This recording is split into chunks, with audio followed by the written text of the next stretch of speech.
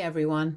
I did something at my son's birthday party a couple of days ago, and that's why I'm posting on Reddit for advice and a fair verdict. So I, 28 male, celebrated my son's third birthday 3 days ago. It was mostly our co-workers with kids and a couple of my son's friends from his daycare with their parents. I'd also invited my estranged parents to the party after they contacted me 2 weeks ago, asking if they could meet me to make amends with me. Some backstory here, so it makes sense why I don't get along with them. So my parents kicked me out 10 years ago, a couple of months before I was supposed to start college. To make it extra special and poetic, they also made sure to kick me out on my 18th birthday. My parents were never the most loving or caring people. I'd say that I was pretty much ignored and unwanted throughout my childhood, and the only reason my parents didn't kick me out way before 18 was probably because it would be illegal. But they did, so the first chance they got, and I wasn't even surprised that they were kicking me out. I was just surprised that they were doing it on my birthday, and just a couple of months before college was about to begin. I tried to talk them into letting me live with them just until I graduated and covering my tuition. But they were very sure of what they wanted to do. They wanted me out of their lives so they could do whatever they wanted to, so far instead of wasting their time taking care of me. Their plans were to start their own business, which is a financial risk they couldn't take as long as they had me to look after, and then travel all the states in an RV. It was a great plan. I have nothing against what they wanted to do, but not at the cost of my future. I tried every manipulation tactic in the book to make them change their plans, but with no luck. I even resorted to crying and sobbing, but that didn't help either. And they told me I had 1 month to vacate the house and find a way for myself to cover my own expenses. I'd already been working as a cashier at one of the stores in the local mall and saving some money to buy a car, but after my parents' talk, I decided to leave and put that money to use. I didn't have much, but I was extremely upset with my parents. I'd never liked them much, but after my birthday, I hated them, so within the next 2 days I texted all my relatives if they'd be willing to help me out. Most of them turned their backs on me, which was unsurprising, and was a huge part of the reason I'd never spoken anything against my parents before, because I'd never had anyone to count on. My friends were nice, but they had their own lives and wouldn't want me sticking around to live with them either. But I'm lucky that one of my distant relatives, one of my mother's cousins, Uncle Kevin, responded to my email and told me that I could come live with him, but I'd need to make myself useful for as long as I would stay. I just needed somewhere to go and live before college started in the fall, so I agreed, and the very next day I'd packed my bags and left to travel to Utah so I could live with Uncle Kevin. I didn't tell my parents anything, and neither did they ask. I didn't even tell them goodbye one last time before I left, and I don't suppose they cared much about it. Uncle Kevin was a nice guy, and he did make me help him out with a lot of things around the house, but it was nothing impossible. He also ran his own diner, which was pretty popular among the locals, and he told me that I could work there as the cashier for the time being, and if I was diligent and sincere, he'd pay for my tuition. He was a little eccentric, but he was rolling in money from his grandparents' inheritance, and since he had no family of his own, he could afford to spend his money on things like these. And that's how I paid for college, by showing my uncle just how serious I was at the diner by working well and honestly. After I graduated and moved out, I offered to start paying him back, but he told me not to bother and said that he'd collect his dues when I was a bigger success story. He was weird but sweet. Unfortunately, he never came to collect his dues since just a few years after I left. He passed away from a stroke. It was sudden, and by the time his housekeeper got him to the hospital, it was too late already. I'm thankful for whatever he did for me, and I'll always be grateful that he was able to at least be present at my wedding and take the place of my parents. Uncle Kevin never really got along with his family, including my mother as a child or even as an adult, so my parents were never able to find out where I spent those years and who covered my tuition for me. Or maybe they'd found out, but they just didn't bother to contact me. Either way, I never heard from my parents. even once after I left their house until a few weeks ago. They told me that they'd found me on social media through a cousin who's helped them trace me down since they'd heard from people that I was now married and even had a 3-year-old son of my own. They apologized in their message for all that they'd done all those years ago and told me that now they'd love to come and see me and make things right with me, mostly because they wanted to meet my wife and son. I thought it was really half-hearted and almost didn't reply to them, but they sent another one within a day of that message saying that they really wanted to meet their grandson while they were still around, and it was evident that they were trying to emotionally manipulate me. Nevertheless, I agreed and told them to come over on the day of my son's birthday. I didn't have anything in mind particularly, but after talking to my wife and discussing the messages with her, she told me she didn't mind having them over as long as I was okay with it. She knows all the history with them, and we've been married for 5 years now. It's been 10 years since my parents kicked me out, so she told me that if I believed it was water under the bridge, then I could invite them. Her own parents had passed away when she was really little, and she'd been raised by her grandparents. Both of them had passed away in the last couple of years, so I could tell that she really wanted some family to be present at the party. I didn't care about reconciliation, but I felt like my wife actually did want them and wasn't saying it because she didn't want to strong-arm me into anything. So I did invite my parents, for my wife's sake. And on the day of the party, they arrived an hour early before all the other guests so we could get some one-on-one time with each other. It was all very awkward and uncomfortable, but we tried to make small talk after I'd introduced them to my wife and son. They were polite and respectful for the most part. But then at one point, my wife went into the kitchen to make my dad some tea. And that's when my mother told me that she was here to discuss something else as well. And she didn't want to say it in front of my wife, so they'd asked her for tea. Now that it was just the 3 of us, my parents apologized to me again and said that they'd come to their senses now, that they'd done whatever they'd wanted to, and felt like they had really treated me badly during my childhood. I thought that it was pretty nice of them to apologize and that finally they'd started acting like human beings to me. But before I could accept their apology in person, they went on to tell me that they now needed money.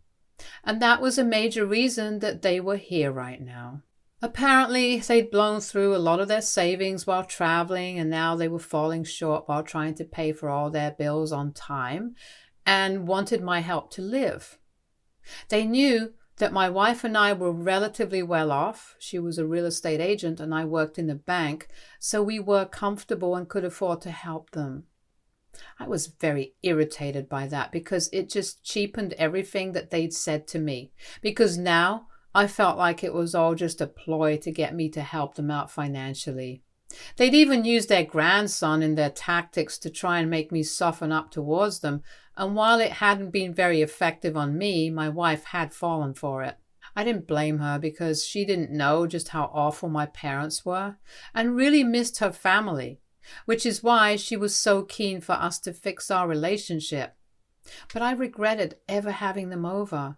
I didn't say anything to them because just afterwards my wife walked in with the tea for my dad and coffee for the rest of us, and she seemed very happy. So I just stayed quiet, and my mother told me to think about it. My wife did ask me what we'd been talking about, but I told her that we'd talk about it later because I didn't want to get into an argument with my parents around the same time as when the guests were supposed to start arriving. My wife talked to my parents some more for the next couple of minutes, and it was an easy flowing conversation for her, since she seemed to like them, but I sat there quietly because I just wanted them to leave before I lost it at them. Luckily, the first guests arrived in just the nick of time, and I jumped at the opportunity to distract myself from this. Once the guests were there, I busied myself with my son and the party arrangements, and then it was time for my son to cut the cake, which went well. Everyone had fun. Right after that, I was about to go into the kitchen with my wife, but my parents stopped me and asked me once more if I'd come to a decision yet. So I snapped, and I told them that they could wait in the living room with all the other guests, and I'd let them know shortly. After everyone had received their slice, I took my spot in the middle of the living room and started off with a speech that I'd been preparing in my head after my parents stopped me outside the kitchen. I introduced my parents to all the other guests since nobody had met them before, and they looked pleased that I was treating them well, but the smiles dropped from their faces as soon as I went on the next part of my speech, where I started narrating the story about my childhood and how they'd kicked me out, after which I had to be taken in by my uncle. I wrapped it all up in light-hearted jokes and everyone was laughing a little, but my parents looked humiliated and my wife had a poker face throughout. I mentioned how my parents and I hadn't spoken for 10 years after they'd kicked me out, and finally, recently, they'd contacted me to meet their grandson, and I'd almost ignored and blocked them. But then I changed my mind because I was just grateful that, unlike other nightmarish parents, at least mine weren't after my money. I was able to pass it off as a joke, and then I sat back down with the guests while my parents chuckled along uncomfortably, since I'd managed to make the whole speech sound like a stand-up bit, so it didn't ruin the birthday vibes. After some time, the guests started leaving and my parents were the first ones to go. They left in a rush, and when I saw them to the door, they shot me the nastiest looks they could, but didn't say anything, which I was thankful for because the last thing I wanted was to argue with them right outside the house. Once all the guests were gone and we'd put our son to bed, I finally had the chance to talk to my wife and explain everything to her. But before I could say anything, she lashed out at me and told me that my speech was unnecessary and stupid. I needed to apologize to all the guests and make sure they weren't uncomfortable, and also to my parents for humiliating them for no reason. I stopped her there and told her what my parents had been here for, but she said that she didn't care and said that I'd apparently ruined our son's birthday and made it all about me with that speech.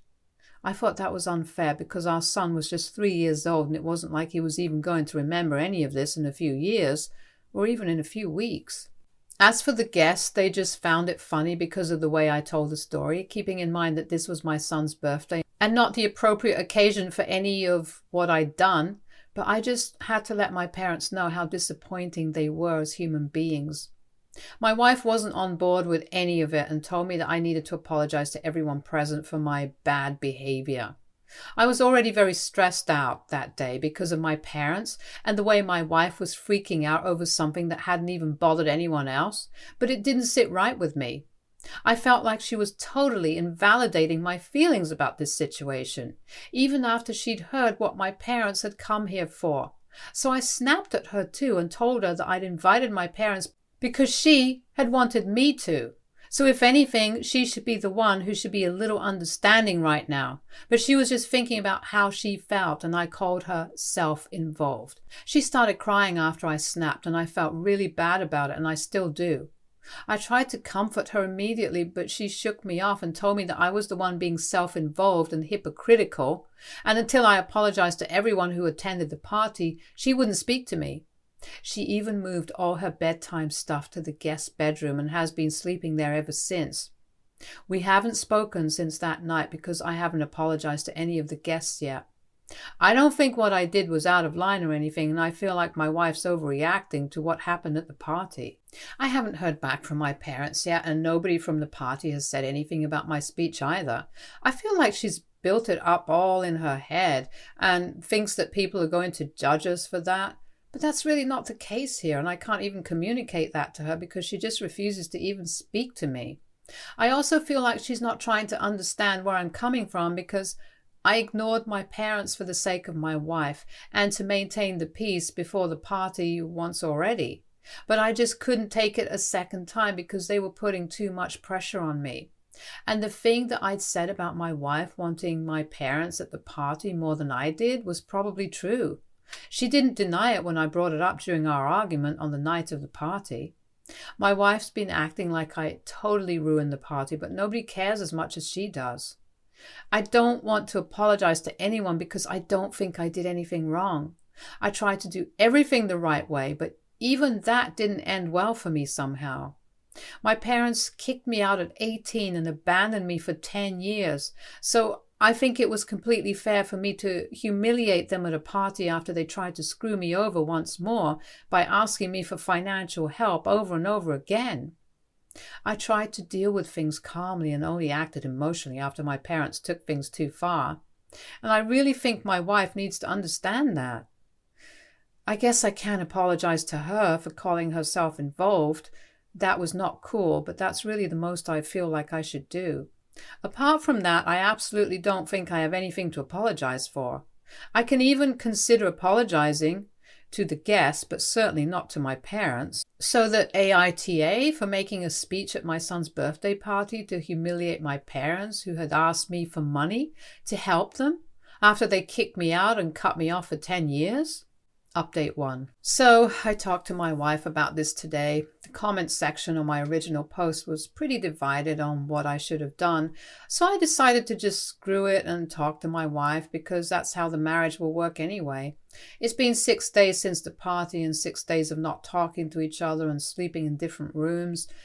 We tried to keep it low-key for the sake of our son, but he's not old enough to notice these things yet. So there was even less of an excuse for us to talk to each other. But today, before we left for work, I stopped her and told her that we absolutely needed to talk. She didn't ignore me, luckily, and our son was having breakfast in the other room, so we could talk peacefully. I told her I was sorry for calling her self-involved, but apart from that, I didn't see any reason for me to be sorry.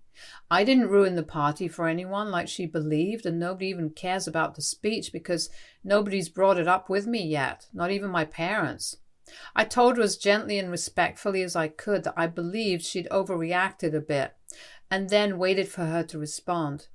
She agreed that she had indeed overreacted and said that for the past few days, once her anger over what I'd done had cooled off a bit, she'd realized that she'd acted very selfishly and hadn't been thinking about my feelings at all. She also conceded that she'd sort of made me invite my parents to reconcile, even though she hadn't verbally said it. While we'd been discussing the idea, she'd been very non-verbally trying to influence me because she was the one who actually wanted a happy family for us. So I wasn't wrong about that after all, and she apologized to me for it as well. Her reasons were pretty valid if I think about it emotionally, because all she'd really wanted was for us to have a complete family that she'd never really had as a kid. She'd hoped that as a married woman she'd get some part of it. But here too, her in-laws were estranged, so there was no chance that her son could get the same love and affection from his grandparents that she'd been lucky to have. She didn't get the love from her parents that she deserved when she was young because they'd passed away so early, and now her son would be loved by his parents, but he'd never have any grandparents there for him. Of course, that meant a lot to her because she'd been raised by her grandparents after her parents passed away, so it was kind of a big deal for her. It was all these issues with her and her need to have a complete family that made her spaz out the other day, and she acknowledged it. I also apologized for not discussing these things with her and for the lack of communication that had actually led to all of this. So to sum it up, we talked things through, and afterwards we came to the conclusion that we were going to have to deal with this in therapy. We already go to individual therapy, but now we're going to consider couples counseling as well for a few days, unrelated reasons as well. Thank you for all the comments, you guys. Update 2. I posted an update here yesterday, and I really didn't expect to be back so soon, but I am, thanks to my parents. They sent me a lawsuit claiming that I'd stolen $50,000 from them before I'd run away 10 years ago. And now that they'd finally managed to track me down, they wanted that money back. Obviously, none of that is true, and I feel sorry for the idiot who's agreed to get involved in this as an attorney. Must be some guy who's really in need of money, because otherwise I can't imagine anyone agreeing to this. Anyway, I'm obviously not going to entertain any of this nonsense and have contacted my lawyer already. My wife took back everything that she said about me having to apologize to my parents, because now she's seen what kind of people they really are. I'm sure they think they can get away with this even now, since I was relatively kind to them back when they first came by, but they'll know that I just behaved myself back then because it was my son's birthday. Right now, I have no reason to think about the consequences. So I'm posting all about this online, and I'm going to make sure that everyone knows about not just what they're trying right now, but also what they've done to me back in the past. Update 3. So I posted everything. Every single detail that I'd shared here is now up on my Facebook profile. It's been 20 minutes and I haven't received any texts or calls as such. But I'm waiting because I know people are going to be mad and pissed. Especially since I mentioned how nobody in my family had taken me in, but now that I'm in a somewhat decent position, everyone acts friendly with me. I've never invited anyone to any events, just to be clear, but my relatives who'd shut me out back then have all turned over a new leaf in the last few years and tried to be on good terms with me, which is all fake, obviously. Just now they have their own kinds to think of, and it doesn't hurt to have a well-connected relative who works in a bank and is in a position to get them jobs.